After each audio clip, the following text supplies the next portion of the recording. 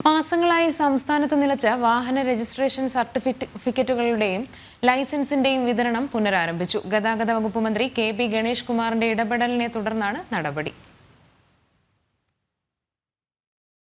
സംസ്ഥാനത്ത് മാസങ്ങളായി കിട്ടാക്കനിയായിരിക്കുന്ന RC. Book, driving licence, PETG card എന്നിവയുടെ വിതരണം പുനരാരംഭിക്കുകയാണ്.